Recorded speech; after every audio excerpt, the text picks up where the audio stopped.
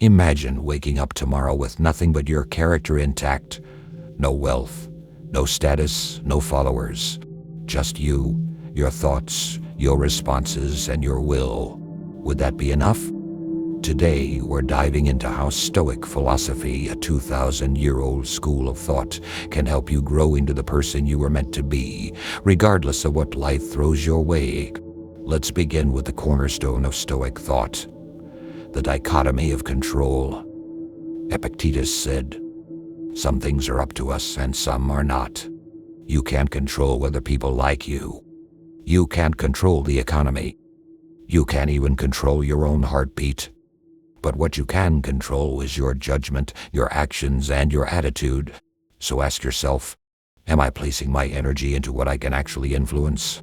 If you're obsessing over outcomes, over people's opinions, or over what might go wrong, you're losing control of your most precious asset, your attention. Growth starts here, by reclaiming your focus and directing it toward your own character and decisions. We grow not when things are easy, but when we willingly step into discomfort. Seneca, a Roman Stoic, practiced voluntary hardship regularly. He'd sleep on the floor, wear simple clothes, eat basic food, even though he was wealthy. Why? To remind himself that he could endure more than he thought. And that comfort is a luxury, not a necessity. Today, discomfort terrifies most of us. But the Stoic knows that growth lives on the edge of discomfort. Try this. Pranirao. Turn off your phone for a day. Take a cold shower. Go without coffee. Speak your mind in a difficult conversation. Each act, small as it may seem, trains the will. And the will is where resilience and real personal growth is forged. Now here's a Stoic tool that might surprise you. Negative visualization. Marcus Aurelius, Roman emperor and Stoic sage, wrote, "Begin each day by telling yourself, today I will meet with interference, ingratitude, insolence, disloyalty." Not to be pessimistic, but to be prepared. By imagining setbacks before they happen, you build a calm, practiced mind that isn't shocked when life fails to meet your expectations. Picture losing your job. Picture losing someone you love. Picture getting rejected, failing, falling. And then ask, could I survive that? What kind of person would I need to be to endure it with grace? This exercise doesn't make you negative. It makes you unshakable. There's a deeper level to Stoic growth beyond acceptance of what is.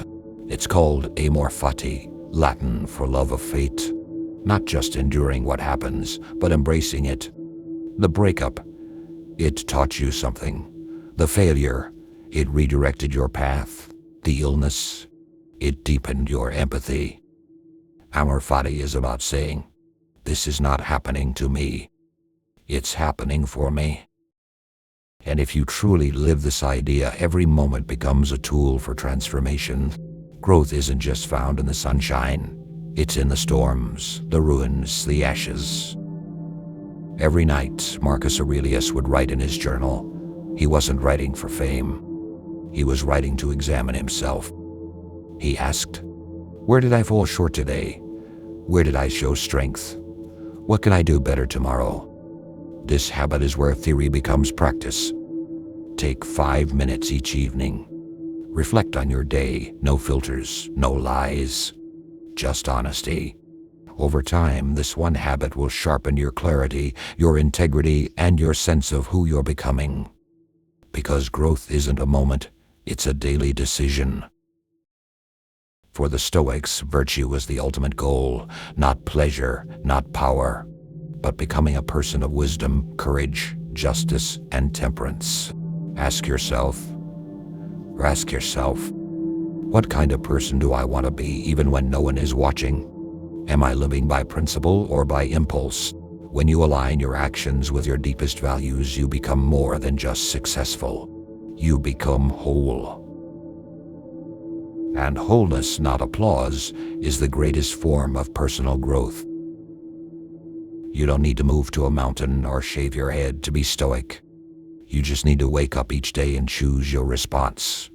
To rise above what you can't control to embrace discomfort, to love fate, to pursue virtue, and in doing so become the kind of person the world desperately needs, but only you can become. You become like the people you spend the most time with.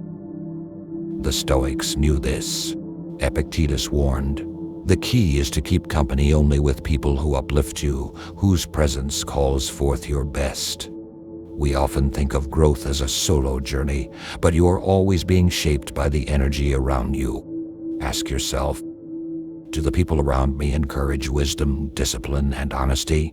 Or do they feed distraction, gossip, and impulsiveness? You don't have to cut everyone off, but you do have to protect your inner fortress.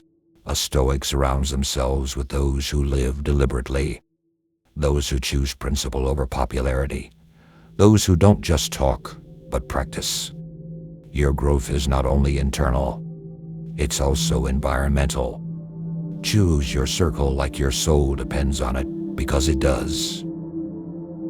Now here's the Stoic idea that changes everything, and yet most people are afraid to think about it. Memento mori. Remember, you must die, not to be morbid, but to be urgent. Marcus Aurelius wrote, "You could leave life right now." Let that determine what you do, say, and think. When you remember death, you stop wasting time. You stop chasing approval. You stop postponing what matters. You start living on purpose. If today were your last, what would you say no to? Who would you forgive? What truth would you finally act on? This isn't fear. It's clarity. Because the point of death is not to frighten you, but to wake you up. So, if you want to grow, master what's in your control, train for discomfort, journal with honesty, surround yourself with the wise, and live with death on your shoulder. Do that, and you won't just grow. You'll transform, not into someone else, but into the person you were always meant to be.